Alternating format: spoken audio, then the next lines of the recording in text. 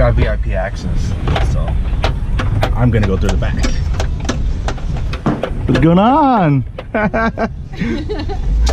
And we are here. What's going on? How's it going? What's up, Marvin? All right, man. I brought donuts for everybody. Sweet. Thanks, Here we go, man. Put it over here. Is Dan around here? Good to see you, man. All right, man. Brought donuts for everybody. Oh, sweet. Yeah. All right, you're my favorite.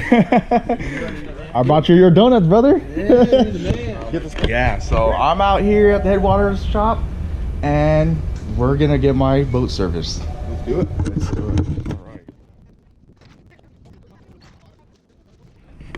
Man, Headwaters put me to work over here. I have to offload some kayaks for them.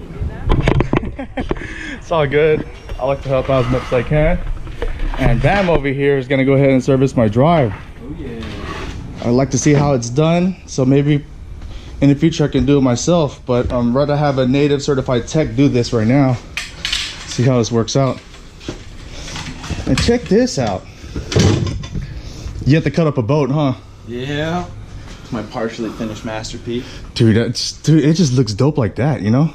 I know I need to get these fed out right here. Oh, it's gonna be a fish. Yeah. Ah, sweet.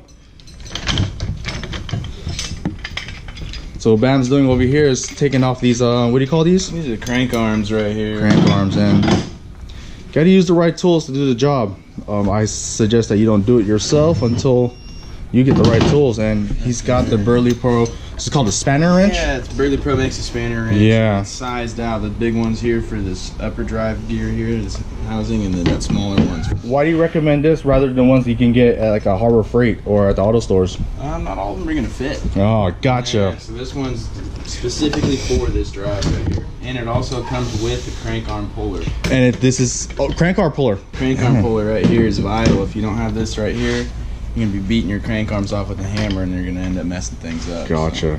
So, Dude, let's look. have that bad boy. This is where everybody has trouble right here. Like I say, if you don't have the right tools, you're gonna struggle. And he's just gonna go ahead and pull this off right now. What's your trick?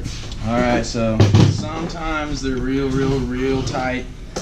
You can get them sometimes just by hand, like this one. I got lucky on this one. Some of them are so tight. Yeah, I see. You Yeah. gotta take the mallet to it. Break Okay. the seal a little bit. It's not the best thing you can do for the seal. The thing you can do is heat it up a little bit. Got it. And then give it the Oh, wow, I got lucky. I seen a lot of people mess up their whole. What do you call this? they're just like crank cover egg. Yeah, it's all messed up, and looks like I got lucky in this one, man. Awesome. Yeah. Boom! Look at that. You hooked it up. 20 of these babies. Yeah. What's your plan with those, Dan? My plan is if you sell one, I was going to get one of these on there, and we're just going to put 20 bucks an additional to the cost. We'll do the install, but that way people don't have to be dealing with the weeds all the time. Like Your I video do. sold me on it, man. Man, I deal with the weeds all the time, And and it's so much burlier than those Look at 3D that. printed ones. Because we've had a lot of the other brand, and they just break all the time. So it's like, man, I don't want to give somebody something that's going to break. that's the printed. This is legit. That's the printed one, right? That would always break. Yeah, Yeah. it has like these little lips, and they're I've had 3 or 4 come through broken, so this seems like a better system. And you know, when I wasn't convinced, like, how is this gonna work? You know, will it spin? Will it come off? But as you can see, I've been to 5 trips already, and it's tight. It works. So why not, right? Yeah, man, I appreciate the There heads you up there. I know a lot of people see the cheaper alternative over there from someone that's printing out Brian Poland's original design. What I suggest you do is actually go to the original operator of this weed guard. I mean, it helps them out, you know. That whoever is printing them out there, that's not their design. And I mean, you're blindly just, you know, stealing the guy's idea and his creation and his time and money put into it. So Brian Poland, bpoland at online.com. I'll put the link in the bottom. What you got over here? Alright, so we're about to pull this crank cover off, and this is going to access your main drive gears. All right, so let's see how nasty it is now. Uh-oh. Moment of truth. It's almost dry, huh? Almost dry. So this is one thing we see with the factory grease at a Native is it does a good job for the first few months, but the base oil seems to dry out of it. It gums up and pushes off the gears. So Got it. it's real sticky, real tacky. So definitely looked like it needed to be serviced, huh? It needs some new grease in there for sure. Okay. And we're gonna make sure all the parts are tight, especially this collar right here. See how that's loose? Oh wow. That's no good. Okay. That backs off just a little bit further. And now I get to play. And then you get that side to side play in your gear, and the next thing you know, you're missing a couple teeth. Wow. So Bam's fixed over here with this loose. What do you call this? It's like a retaining collar. Yeah. It's not a good idea to put Loctite in there. So what he suggests is getting a second part over here, put in there, so it locks it in there. You know, you can go with Loctite. It just doesn't seem to hold up with the vibration. Got it. So if you put this is tight, it's not going anywhere. You take the second one, you run it down, and it's gonna lock that one in place. Nice. Of course, I'm gonna tighten them down with a wrench when I actually go to do it, but that makes sure that will not back off unless you back that second one Okay, off. and that's a part that you actually have to get directly from Native, right? From Native, correct. Okay, so something you can't get from the store. So the grease I'm using is it's a Frontier Performance Lubricants grease. It's called Silver 70, and it's in a number 2 consistency. Okay. Why do you go with that grease? It's hands down like the best grease there is. Okay. It's like a heavy duty ag grease. Guys put them in tractors, mining equipment, factory use. Like this is for heavy duty stuff. So if you can imagine the craziest $1 million tractor that's out there, They're using that stuff, they're huh? using this stuff. So it's got to be good enough for this drive. Now my concern is about water getting in here. Will that grease be tolerant with the water? Absolutely. Or, okay. Yeah, much more so than the stock grease. This grease actually has additives in it that help maintain a certain pH level. Okay. So it won't turn acidic. So what happens is you get water and grease. There's sulfur in petroleum products. Water and sulfur make sulfuric acid. It breaks the grease down, and then it's no longer protecting your parts. Man, you know your shit, bro. I used to sell oil. Huh? I used to sell oil for it. Oh, really? Now, realistically, if you put it all together, water shouldn't get into drive at all, right? Or does it happen? It still does. It still does. Okay. You know, most drives I'll see a little bit of rust in there, especially if they've been ran for a while. I don't think it's an issue with seals. I think it's more of like a condensation type thing. Because even in sealed gearboxes, you'll have things like that happening all the time. Condensation, that makes sense, man. Man, this stuff kind of looks like anti-seize. Yeah, it's crazy, man. You definitely don't want it on your clothes. All right. It does not want to come off as affinity for anything you put it on. Now, you don't overdo it, huh? No, you know, there's not really a point in putting too much. Okay. It's just going to end up not being on the gears anyways, and you're going to end up with a wadded grease just hanging out in your drive there. So I'm just coating the teeth like so. Just making sure there's a good, even coating going all the way around. Nothing crazy. Alright, so that's good to go. Been using this crank arm as a handle. Nice tip. So I'm going to set this down for just a second. And I'm going to apply a pretty decent little amount of glue to the gear that's inside of here as well. So you really don't actually pull this out at all, huh? No, I will. Okay. It's kind of, there's about the same situation down there too. Gotcha. But the that whole rod thing, what's this part called? I guess the drive shaft. Yeah, the drive shaft. So you don't actually pull it out, just leave it in there? Yeah, just leave that in there. That's, you know, just one metal rod going through. So Okay. unless you have some wobble in your gears right here, you're not, you know, it's good to go. But so far right now, my gears are in shape, right? Yep, your teeth are all in real good shape. Okay. It's back through, coat this a little bit. So that's spinning within a bearing. Now, what is Native's recommendation at getting the drive serviced? They're saying after 6 months you want to check it, and then after that you want to do an annual checkup. Annual checkup, okay. So, yeah, I did it pretty much. I think I fished more than other people out here. So, I think I'm way overdue.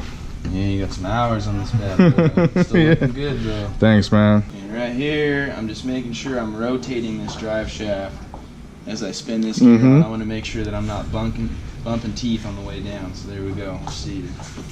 Nice. All right, go ahead and get her turning. Again, he's using the Berley Pro Spanner wrench. Yep, we're going to go ahead and tighten this back on. We got a nice smooth contact on the gears. So one big thing with this, if you're trying to do this at home, whether you're taking this thing off or tightening it back on, you want to make sure you're using gravity to help you out, because this thing is really tight. So if you're going to take this off, put it in like this so you can push down to get it open instead of having to go up. I have a torque wrench. You recommend a torque setting on it? Native hasn't released anything from the factory. My torque setting is just the full kibosh. Yeah, full kibosh right there. Yeah. Bam torque. Yeah. Alright. That's sealed back up. Let's go ahead and put the crank arms back on and then we'll pull the lever.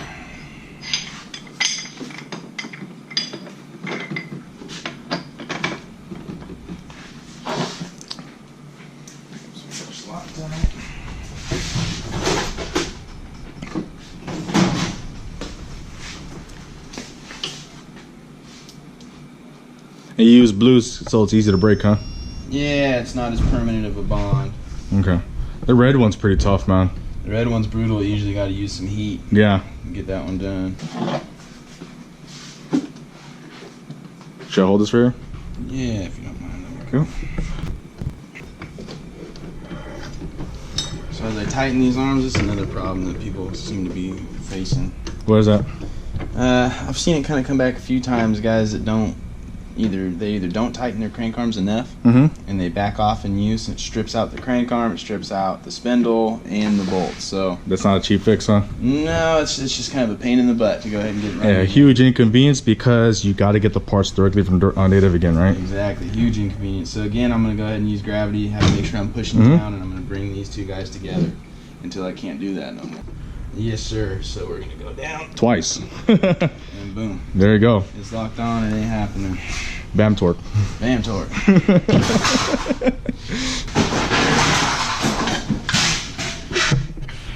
Yeah, it's time to clean this place up. Same procedure on the other side, right? Same thing on the other side. I'm going to tighten it down just like this until it's pretty much snug. Doesn't want to move no more. Okay. And I'm going to take it, do that same deal. Push down together until it really doesn't want to let me do it no further. Alright, good enough for the girl's eye date. Alright, so we're half done? We are about halfway done. Alright. Out right now, and looks like there was water in here, huh? Yeah, there's water in here, but it was just held in by this. Got it. Wow, see, this thing was actually doing its job, man. I want to talk about a tight fit. And I was yeah, way to go, yeah. At all. So he's taking that out right now. Alright, so he removed the prop. Again, he's using the Berley Pro Spanner wrench. Let's see what happens here. This is another one that really does not like to come off. Alright. Alright, guys. Alright. That thing ain't budging. So let's go see this trick. Alright. Alright, so this is the trick. Put it in here. Put it right back in where it's supposed to go. No better device to hold it, right? Alright. So I'm going to put this thing down, use gravity, and I'm going to keep pressure going forward because I really don't want to... You're not going to mess up my cover, are you? I'm going to do my best not. Well, I trust that, man. And just like wow, that, it took less effort in this with this method right here, man. That's all it took. Didn't have to beat on it with the hammer or anything. So now we'll go back inside, take this the rest of the way off. Man, guys, take notes, please. This guy knows what he's doing.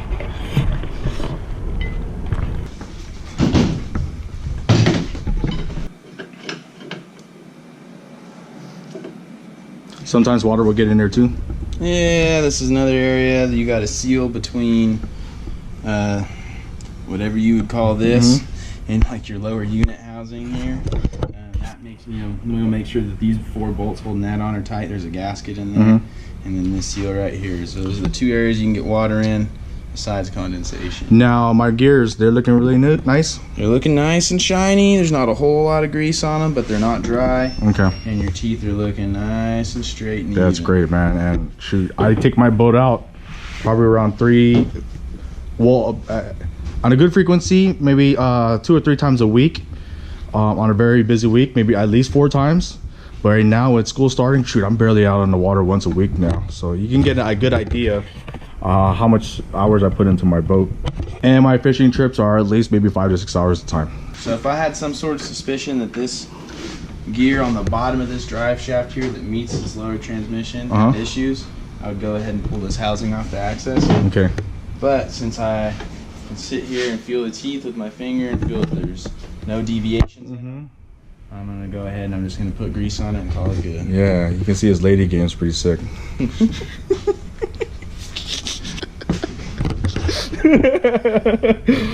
Look at the hole. Alright.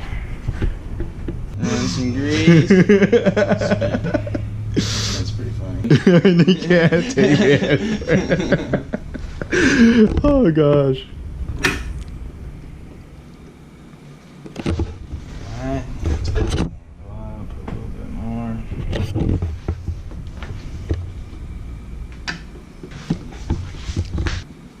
So, see the grease is getting pulled off of there? It's dirty. It's dirty. It looks like it's been burnt, you know?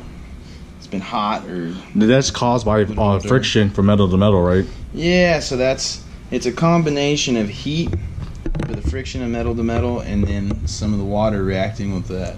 Okay. With that sulfur in there, making that sulfuric acid. So,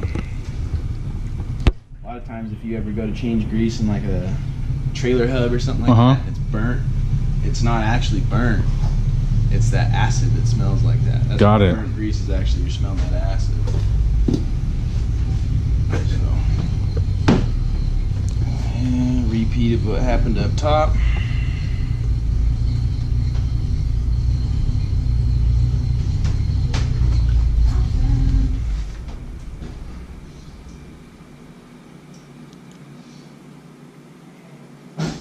And voila. Another thing I'll do too, Put on the threads, huh? if I have an issue getting these things off, I'm going to go ahead and coat the threads a little bit. And like you're saying earlier, you can go ahead and just use this grease as an anti-seize. Anti-seize, exactly. Good. Drop that sucker back in. And we're going to do something real similar to what we did up top. We're going to really slowly spin that drive shaft as I come down and make sure that these teeth match up. I don't want to clunk them. Lock them up and do damage. Come on, buddy. There we go. So the first time I went down, they weren't matching up. Yeah, I see that. And I wasn't going to force it. Mm-hmm. So I backed off, went again, now they're lined up perfect. Got it. So what are your thoughts about that weed guard, man? Looks good. Fit really tight. It was kind of, it was a pain to get off. I'll tell you what, the main thing though is that there was zero weeds. Zero weeds. Shaft, and that's where they get stuck, Okay. They get stuck right between the propeller and this lower unit on the shaft here. So that thing totally seals that whole area. There's no way you're going to get weed on there. What are your experience with some of the 3D printed weed guards? I've not seen one that's come in that's been intact. Really? Not one, yeah. All right. And no, that's not true. One was intact, Okay. and it was not intact by the time I was done with it. All right. I couldn't get it off without breaking it, so. Yeah, I don't know if any of you guys have seen the video on Facebook of the guy that's putting these things out. He put it in a hydraulic press. I'm not sure how heavy it was, but he smushed this thing all the way down, took it out, put it back to its original shape, and it was good to go again. Nice. So, I don't know, that's pretty good. Yeah. All right, so he put the weed guard back in there. So we're sealing tying it up back in there. up here. So let's go ahead and do the speed trick. Go. You're back to running and operating condition. Nice. Right on. And that's how you do it. Thank you, Bam. Yeah.